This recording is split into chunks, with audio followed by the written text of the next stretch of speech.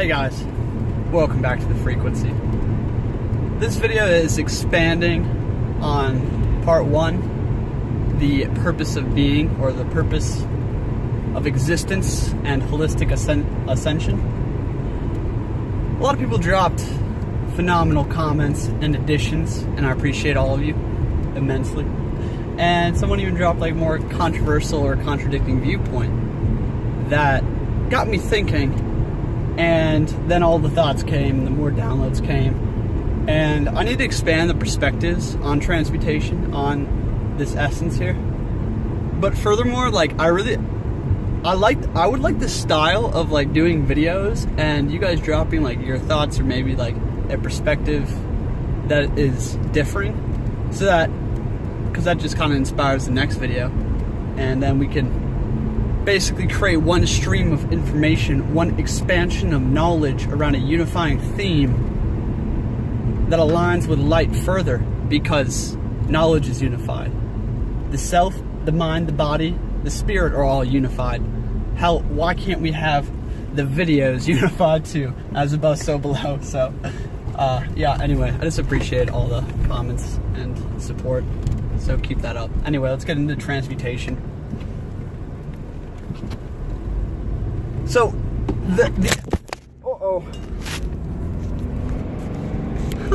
here we go.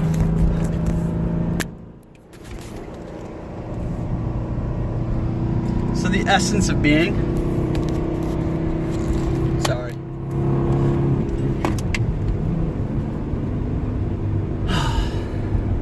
Crazy shit goes down sometimes. The essence of being is transmuting darkness into light, making the unconscious conscious, and basically creating the temple, laying the foundation for the self and spirit to exist in the body, to align thyself with God, with the universe, so therefore activating your full potential, realizing the self, and basically actualizing who you are. This is what I see as the meaning of life. This is a combination of alchemy and Hermetic studies, Taoism, Buddhism, Christianity. It is a mixture of all sacred texts and scriptures and the root foundation of what they are saying. So essentially, there's only one truth, my friends. There's only one, path. One path, okay? You can be walking forward or backward on that path. And this truth, you can imagine it as a light, right? In a swirling vortex of all light combined, all colors. And we are all standing on mountains surrounding this one light. And these mountains are at varying levels, better views and vantage points. And some are shrouded in mist and darkness, and some have a clear perspective of the light, okay? So, when you are spurred to argue with someone, or someone contradicts your viewpoint, right? Like the instinct, the beast instinct is to react and argue against them and tell them why they're wrong, right? And this creates this duality, the red and blue kind of no. Guys, we're all looking at the same light. All religions are telling this exact same fucking story. But they're telling that story through the eyes of that culture, through the eyes of a being, of your experience. You see, we all have a lens in front of us, okay? This lens is a mixture of what we've experienced, what we can base our knowledge upon, how much we have acquired and accumulated and how much we've put into practice, okay? This is our lens. You see? And this lens determines the color of light you are looking at. So if you say that light's blue and I say that light's green, we're both right. Because maybe blue and green is all, is actually the same exact color. But we have been taught differently. Whenever someone says green, we're actually seeing blue, but we think that's green. You see what I'm saying? So truth is objective, and there's only one truth in the world. There's only one truth in the universe, okay?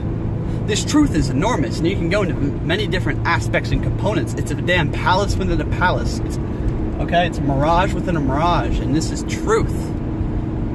But that light can be viewed differently. The interpretation of truth is the subjective part. Truth is always objective. But when you stumble upon a truth, or a piece of the truth, a piece of the one story, at, let's say, when you're 10 years old, right? You can be like, oh, that's true, that's right. And when you stumble on that same truth 20, 30, at 40, at 50, you're going to see it differently. You're going to understand more, take away a different component of that, okay? And that's just because your lens is different. You are changing the lens. So we must upgrade the lens, right? In order to see the light fully, in order to embrace truth fully. And to upgrade the lens, we must upgrade all parts of being and like how we think and perspective. So next time someone contradicts you or like puts an important, okay, straight contradiction, if someone's just being ignorant in their own convictions, like, you know, those are usually the unawakened. But in this realm of consciousness, in this truth and like spiritual community, all the infighting is literally just like the red and blue bullshit that they propagate to keep us all separated, okay?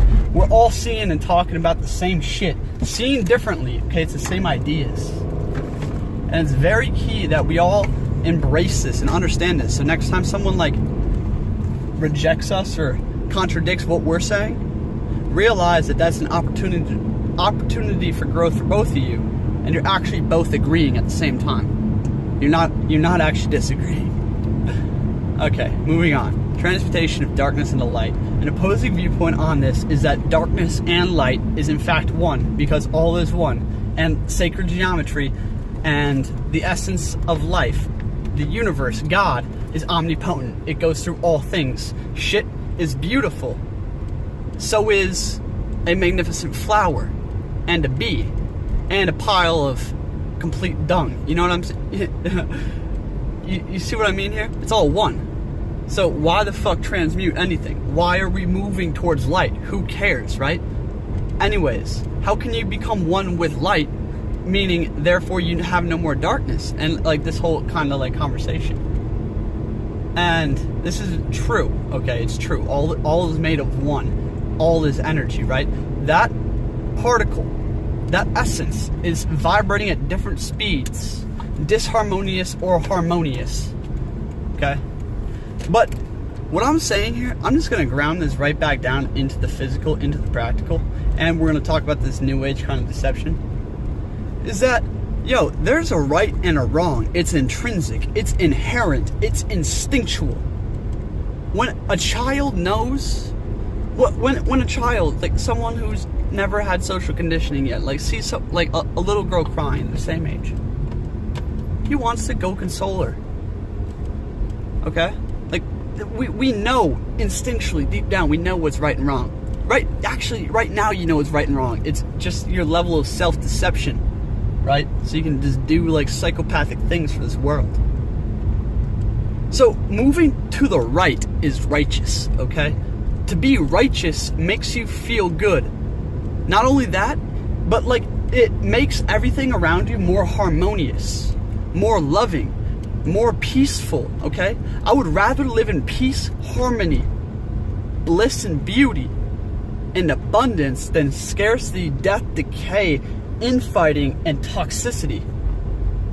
That is inherent, that is very evident. Light is different from darkness. Chaos is different from order, okay? And you cannot serve two masters. There's a master of the darkness and a master of the light. They're in fact the same master at different varying degrees. I'm trying to get across this idea of oneness and like this idea of like alchemy and transmutation, this idea of moving ascension of being. They're all saying the same things from different perspectives, okay? Let's get to the deceptions. This new age deception of like love and light, oh, all things are okay, like it's all beautiful, just like sit in like your bubble and just be okay with everything, be a passive observer, right? I mean, all those things, yes, they have elements, it's all part of this truth, right? But it's not the whole truth. It's not the whole truth. What they basically, the new age deception is all set up so that after you see all the bullshit, after you see these demons and beings controlling the earth, creating energetic batteries and enslaving the population through fear, through anxiety, through stress and work, right? Through scarcity and all this bullshit, right? When you can see the deceptions, the lying, the deceit, the pain, and like all this shit, right? When you can see that, they want you to be like, oh, it's okay, love and light, right? I don't have any more anger. I'm too spiritual for that. I speak softly because, loud voices and all that unconscious shit. What they're doing is they're creating a rift within you. You see, Carl Jung said the deeper you go into darkness, the higher you go into light. You see, the ascended being, the one who is one with the light, in fact has darkness, right? But he transmuted that darkness because that darkness is in fact light, okay?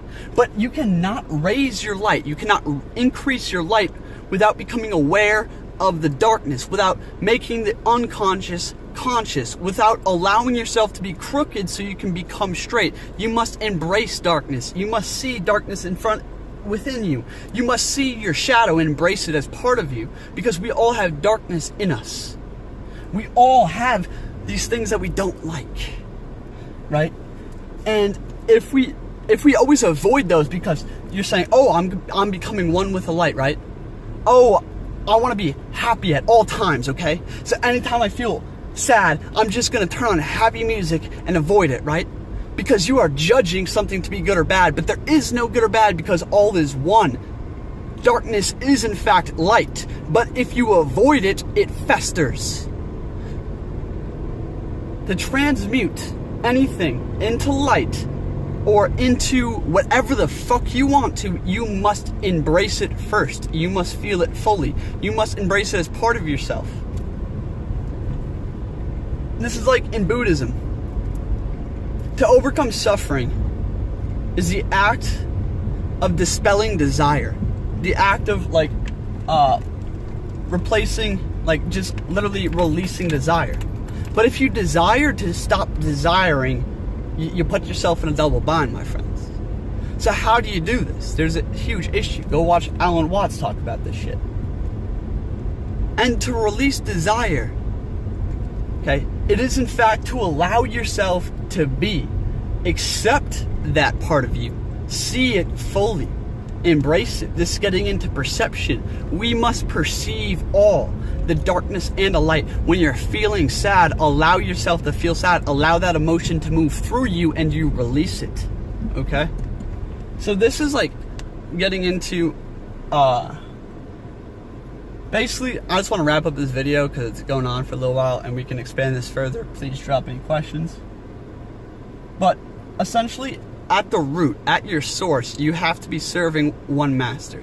You cannot serve two masters. Are you serving chaos, death, decay, destruction in this world? What are your deepest desires? What are they? What do you think about on a regular basis? What do you do on a regular basis, right? That is all evidence of your deepest desire, your prime motive in life, okay?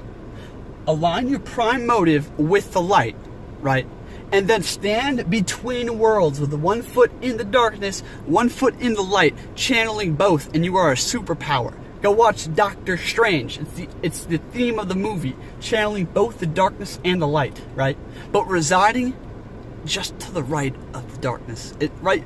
Just like how the blood and the pH of the human body is just alkaline. It's not all the way basic, it's just a little alkaline, okay? This is kind of like what I'm saying here, is accept your darkness within you. Accept the shadow. Integrate it into the full, complete being. The holistic ascension of self is holistic. It is full spectrum. You have the deepest and darkest emotions. Your darkest hour makes room for the lightest hour. The further the pendulum swings to the left, the further it swings to the right. Become whole and go deep within.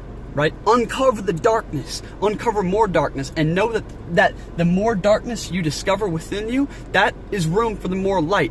Carl Jung, your wounds, right? The dark spots within you are the portals for which light enters.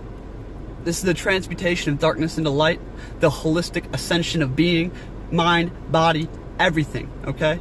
All things are linked together. All is one. Darkness is light. It's all a matter of perception, mind, and what is your prime motive, my friends? Be the shaman, stand between worlds, and become a vessel of the Most High. Who are you serving? See you guys next time. Check out Skype sessions, link in the description. Drop a comment, leave a like. You guys know the drill. See you next time.